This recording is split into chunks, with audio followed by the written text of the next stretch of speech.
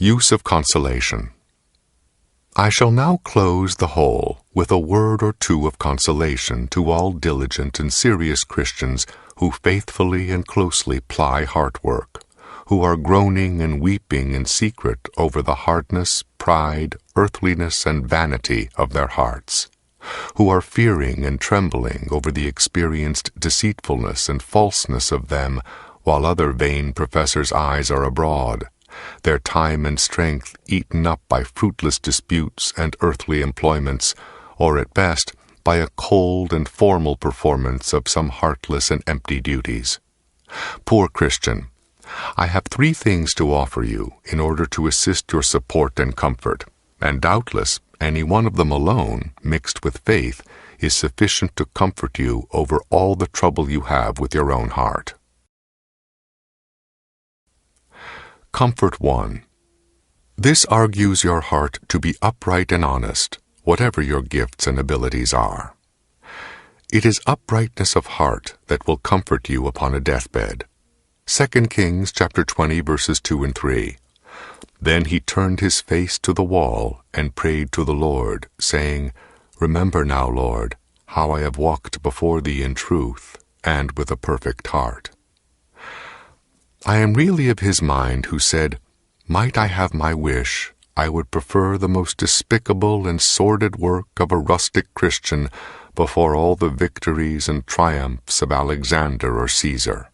Yes, let me add, before all the elaborated duties and excellent gifts of vain professors, before the tongues of men and angels. It will signify more comfort to spend 1 solitary hour in mourning before the Lord over our heart corruption than many hours in a seemingly zealous but really dead performance of common duties with the greatest enlargements and richest embellishments of parts and gifts. By this very thing, Christ distinguishes the formal from the serious Christian in Matthew chapter 6 verse 5. The one is for the street and synagogue, for the observation and applause of men, but the other is a closet man.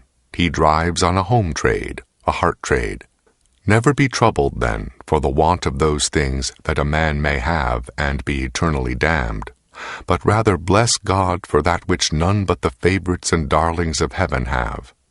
Many a one is now in hell who had a better head than mine, and many a one is now in heaven who complained of as bad a heart as yours. Comfort 2. Know further for your comfort that God would never leave you under so many heart troubles and burdens if he intended not your real benefit thereby. You are often crying out, Lord, why is it thus? Why go I mourning all the day, having sorrow in my heart? Thus long have I been exercised with hardness of heart, and to this day have not obtained a broken heart. Many years have I been praying and striving against vain thoughts, yet am still infested and perplexed with them. Oh, when shall I get a better heart?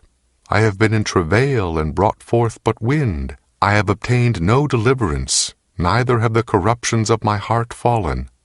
I have brought this heart many times to prayers, sermons, and sacraments, expecting and hoping for a cure from them, and still my sore runs and ceases not.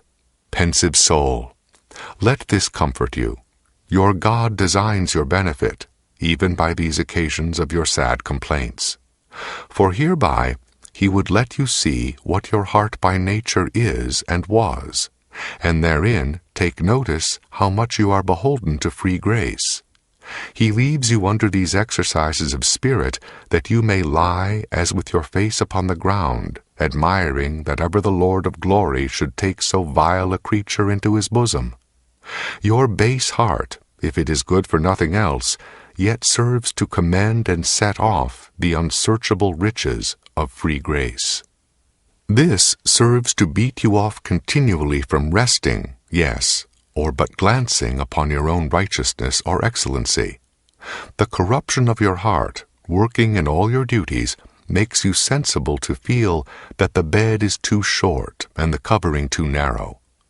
Were it not for those reflections you have after duties, upon the dullness and distractions of your heart in them, how apt would you be to fall in love with and admire your own performances and enlargements? For if, notwithstanding these, you have much experience with the pride of your heart, how much more if such humbling and self-abasing considerations were wanting? And last, this tends to make you the more compassionate and tender towards others. Perhaps you would have little pity for the distresses and soul troubles of others if you had less experience of your own. Comfort 3. To conclude, God will shortly put a blessed end to all these troubles, cares, and watchings. The time is coming when your heart shall be as you would have it, when you shall be discharged of all these cares, fears, and sorrows, and never cry any more, "O my hard, my proud, my vain, my earthly heart," when all darkness shall be vanished from your understanding, and you shall clearly discover all truths in God, that crystal ocean of truth, when all vanity shall be purged perfectly out of your thoughts, and they shall be everlastingly, ravishingly, and delightfully entertained and exercised upon that supreme goodness and infinite excellency of God, from whom they shall never start any more, like a broken bow. As for your pride, passion, earthliness, and all other the matters of your complaint and trouble, it shall be said of them, as to Israel when chased by the Egyptians, "Stand still and see the salvation of God." These corruptions you see today.